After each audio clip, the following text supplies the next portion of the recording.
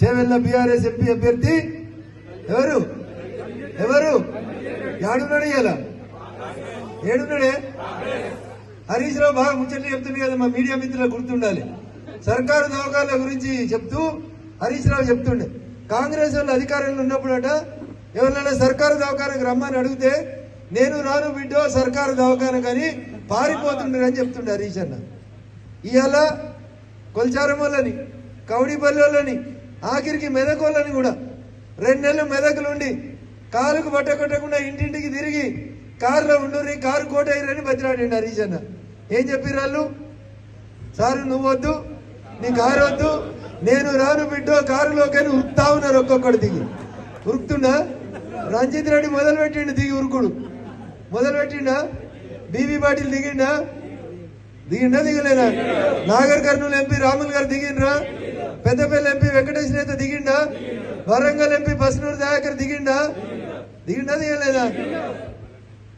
ఆయన మదన్ రెడ్డి సార్ దిగలేదా? నిన్న ఆయనకు పాపం టికెట్ ఇద్దామని చెప్పిరా చెప్పలేదా?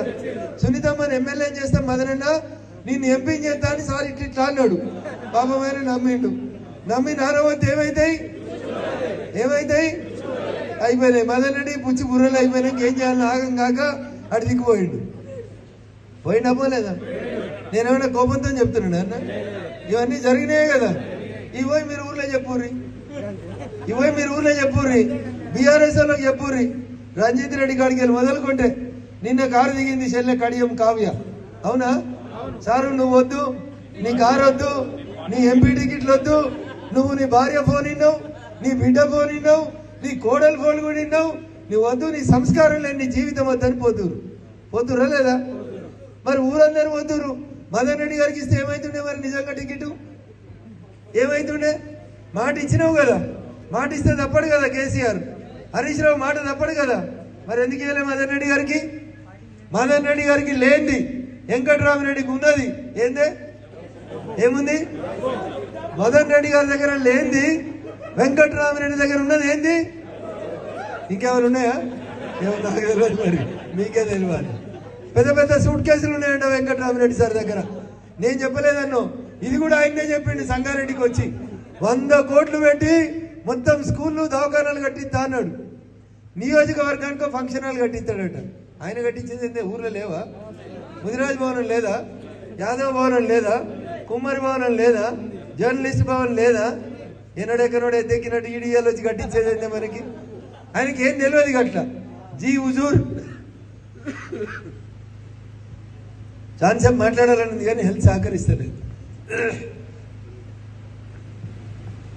ఎందుకంటే 15 వచ్చిండు. బరాబర్ ఇంటాం. పార్టీకి జరిగిన ఇబ్బందులు ఏమైనా ఉంటే బరాబర్ సరిదిద్దుతాం. పార్టీ కార్యకర్తల్ని కార్యోన్ముఖుల్ని చేసేందుకు వచ్చినాం. చూస్తే మనం చిన్న కనబడుతుండొచ్చు. కోతులు ఏం చేస్తాయి అనుకున్నాడు రావణాసురుడు.